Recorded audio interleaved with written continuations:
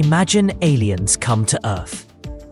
Now, don't picture Spielberg's glowing fingers or the noble Vulcans bringing us logic and starships.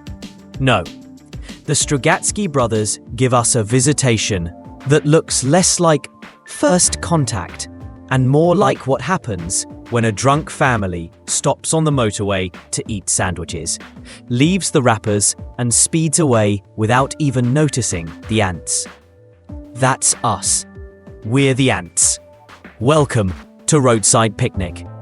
The novel drops us into a world where aliens have been and gone, and all that's left is their trash. Not shiny technology, not cosmic wisdom. Trash. Except this trash is radioactive, gravity warping, disease causing, and occasionally miraculous. The sort of rubbish that can both power a city indefinitely and turn your intestines into soup. So naturally, humanity treats it exactly as you'd expect, by smuggling it out of the zone in exchange for booze money and a new sofa. Our tour guide through this cheerful wasteland is Redrick Schuhart, or Red if you want to pretend you'd be mates. He's a stalker, not the internet kind, not the creepy kind. Well, not exclusively.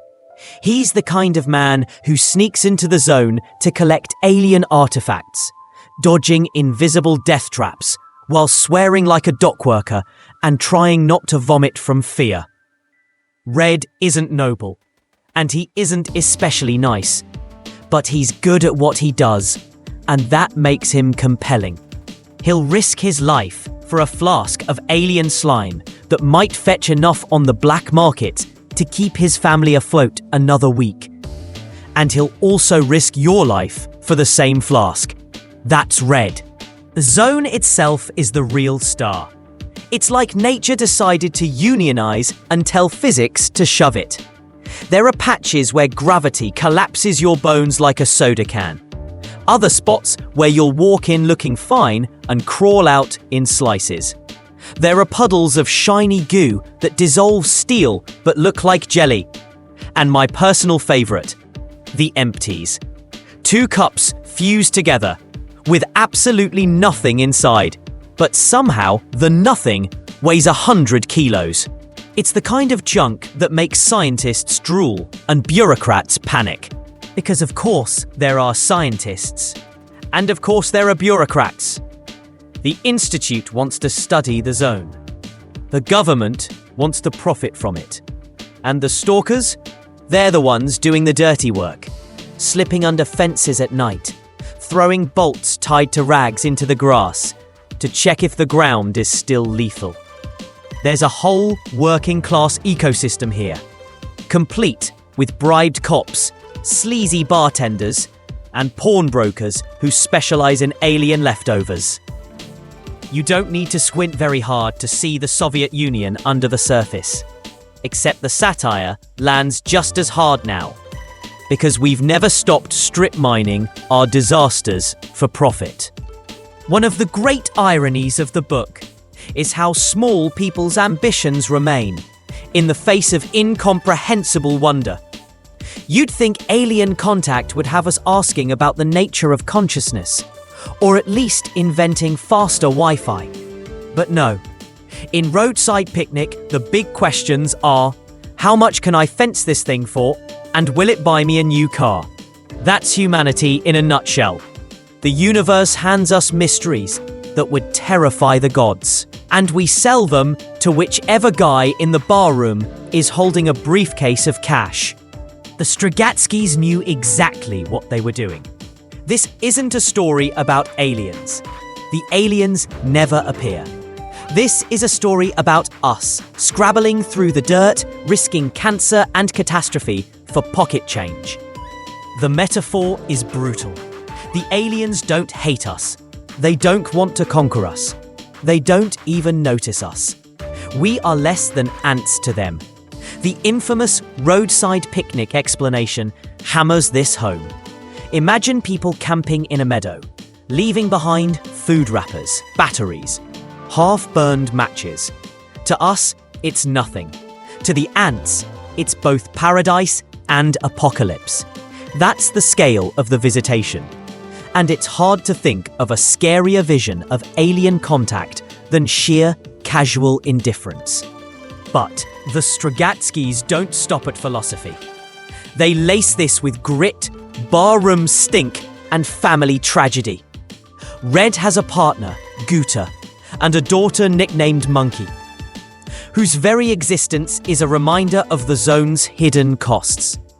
Monkey is a child born changed, a mutation whispered about with disgust, a consequence of Red's nightly trips into hell. Every artifact he sells might keep food on the table, but it also poisons the people he loves. That's the moral accounting of Roadside Picnic. You can't separate survival from contamination. And then there's the Golden Sphere, the novel's cruel little punchline. A mythical artifact that allegedly grants wishes. Red trudges toward it at the novel's end, broken, half-destroyed, and desperate. And the sphere doesn't care. It will give you exactly what you truly desire, not what you tell yourself you want, which is terrifying. Because who among us is actually brave enough to confront what we really are? Imagine walking up to a machine that can read your soul and thinking, yes, let's roll the dice. That's not science fiction. That's masochism disguised as hope. What makes the book timeless is its refusal to sugarcoat. There are no wise aliens, no tidy answers, and no moral catharsis. Just people, small and tired and greedy, scuttling around the edges of something they'll never understand. The Strugatskys wrote under censorship, and yes, early editions were trimmed, softened, cleaned up for polite Soviet reading. Later translations restore the grit, the profanity, and the sheer bleak humor of the original. And believe me, you want the grit. A stalker who doesn't swear his way through the zone isn't a stalker. He's a tourist. If you've seen Tarkovsky's Stalker, you'll notice the overlap. The film was inspired by the novel, but Tarkovsky steered it into spiritual territory. The zone in the movie is a cathedral of rust and silence, not a scrapyard of death traps. Both are masterpieces, but in different keys. Tarkovsky wanted you to meditate. The Strugatskys wanted you to watch a man risk his life for alien rubbish, and then come home too drunk to explain why. Both versions hurt, just differently. The legacy is enormous. The zone has become shorthand for contaminated landscapes, from Chernobyl to abandoned malls. Video games like Stalker turned it into a sandbox of radiation and gunfights. Writers like Jeff Vandermeer took the template for annihilation. And journalists borrow the metaphor whenever they want to describe an area where human ambition meets toxic fallout. The Strugatskys gave us a language for disaster, one that keeps mutating just like Monkey. So why does Roadside Picnic matter? Because it strips away the fantasy that alien contact would make us better. It says, look closely and you'll see we don't need aliens to ruin ourselves. We already do it every day. The zone is just a mirror, a warped, deadly, glittering mirror full of treasures we can't help but pick up even as they burn us. And yet, despite the despair, the book is exhilarating. Redrick Schuhart, trudging into the zone with his bolts and his nerves, is one of the great anti-heroes of science fiction. He's selfish, brutal, sometimes cruel, but never fake. He's real. And when he reaches out to the Golden Sphere, muttering that desperate plea, happiness for everybody, free, and no one will go away unsatisfied, you feel the full weight of the Strugatsky's genius. Because in that moment, you realize he doesn't believe it, and neither do we.